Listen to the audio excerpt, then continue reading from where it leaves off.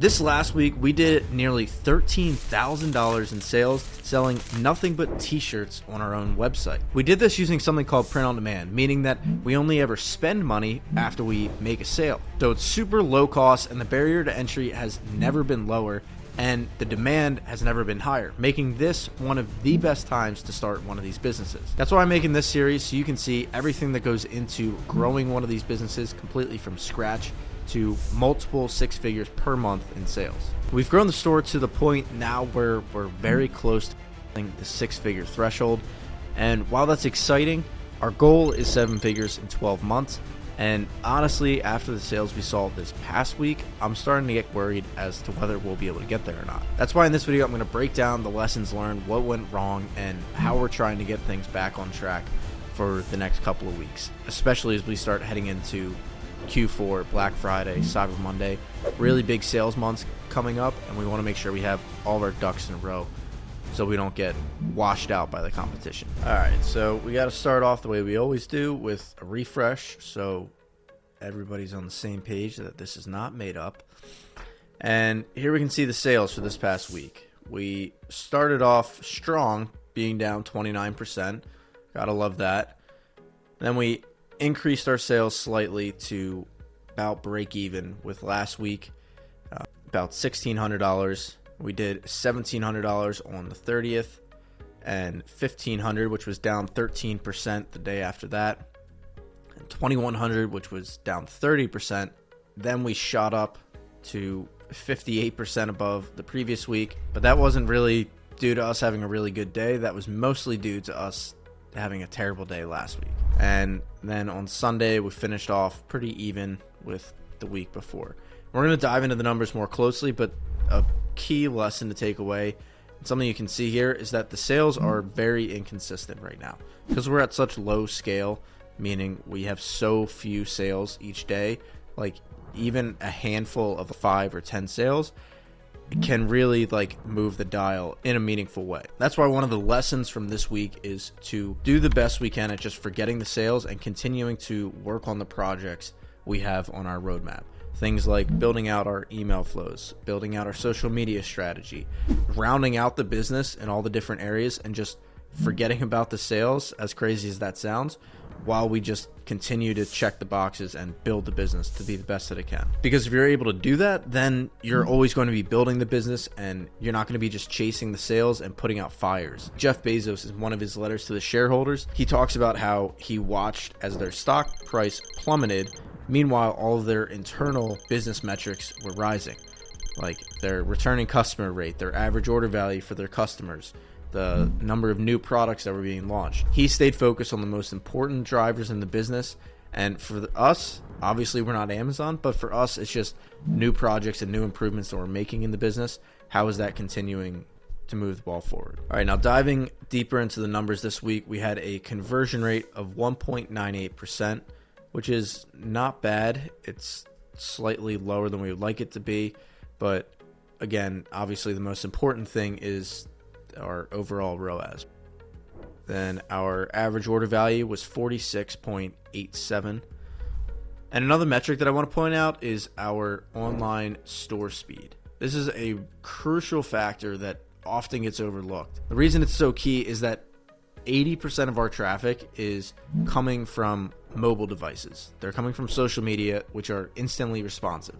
And if somebody comes to your website and they have to wait a second or 2 seconds for it to load, they're just going to leave. A sneaky way that this gets impacted is as we're adding more and more apps to our store, like apps from the App Store that seem like what's a good idea and it'll add some features or functionality to the site, but the unspoken hidden cost of that is it takes your site longer to load. So we always want to keep our site speed as fast as possible. 46 is honestly one of the fastest sites I've ever had. I've had sites down in the 5s and 10s, which is just brutal, and your conversion rate will slip and you'll be just left wondering what the hell is going on. So be sure to keep an eye on your site speed. And here you can see what I was talking about with mobile. It's in the last week we had 12.1 thousand sessions and 10,000 of those were from mobile devices. So crucial to be optimizing the buying experience around mobile and literally forgetting about desktop entirely, just about. If mobile is not optimized, then nothing else matters. Another thing I want to point out is our sessions by social source is that right now, the vast majority of our traffic is coming from Facebook and Instagram. In the next couple of weeks, we want to start diversifying into other channels like TikTok and Pinterest and YouTube, which is key for us because we don't want to be building a business that's solely dependent on Facebook ads. It's okay in the beginning because you should just focus on one channel, get good at that, and then once you have revenue, consistent sales coming in, it's a really good idea to diversify. I know from going through the process of selling a business that buyers are much less interested in a business that is owned by just one channel. If all your sales come from one channel and that channel goes away, so does the business. So we're planning on branching out and diversifying from more than just these channels. And then down here you can see that while social has been by far the largest traffic source, we also have a decent amount coming from direct. And what direct means is our email list, our SMS list, people from our social media pages, and people just searching for us organically, which is pretty exciting. The way you really get this number up, either direct sales, is by delivering on an amazing customer experience, making sure that after they buy from you one time, they're going to want to buy from you again and again. Now let's go over our profit report from this past week and see exactly how much we took home. So we did $13,408 in top line sales. So this number that's being shown by Shopify is actually after discounts and returns. Then we spent about $5,200 on Printify for them to fulfill our orders. We had another $584 on Shopify discounts and refunds. And we had $494 in transaction fees just to be able to swipe people's credit cards. And our second largest expense was our advertising, which 95% of this is from Facebook, but we spent $5,153 on ads. And then our overhead expenses, which these are all of our monthly fees just broken down on a weekly basis, was $294.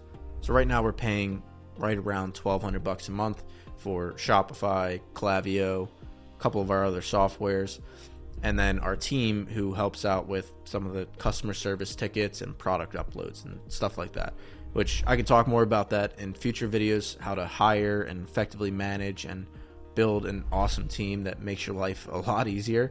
If you're interested in learning more about that, let me know in the comment section down below. So after deducting out all those expenses, that brings our net income to a grand total of $1,693 in profit for the week, which is not too exciting by any means, but it gets a little bit sweeter when we're able to add in the $212 that we made back on the Capital One 2% cash back. So I talked about this in previous videos, but we put all of our expenses on that and we make an extra 2% back off of all the expenses, which sounds like a tiny amount, but it really does add up quickly over time, especially because it's a post-tax amount, meaning all the other profit we have to pay taxes on and report it to the IRS, but credit card rewards are under their own classification and does not have to be reported as normal income. You still have to report it, but it's not taxed.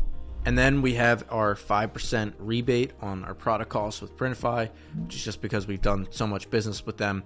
They give us a little discount, and that adds up to $181.62, which sound like small numbers, but when you add it to our overall profit for the week, it brings us to $2,087.56 in profit. If you make that a monthly rate, that's about $8,000, or if you annualize that, that's about 96 grand in profit. For running your own business and selling t-shirts from the comfort of your home is not too shabby. And to wrap things up, our plan to get things back on track is honestly to keep doing pretty much what we're doing. Like I mentioned earlier, we just want to get back to building on the business. And our top priorities right now are our email flows, our social media presence, diversifying our traffic sources like doing Google PMax ads, TikTok ads, and really refining our customer service SOPs and best practices so that every customer who buys from us has the best experience possible, and we're really able to optimize our lifetime value so people want to come back and buy from us again and again. And one thing that we're trying out that's been working pretty well is using ChatGPT prompts for our customer service team to be able to answer every question, one, extremely well, and two, very quickly. So let me know in the comment section down below if you want to hear about any of those topics. I'm happy to make videos on it. Yeah, there's a lot that goes into running these, but it can be truly manageable, and I'm here for you guys to let me know what would be interesting to you, guide me with where the gaps are in your knowledge and what I'm sharing. Truly an open book. Everything besides sharing the URL of the store, because that would just lead to more copycats than I would know what to do with. But everything besides that, let me know how I can be helpful. I appreciate you guys for watching, and I'll see you next week.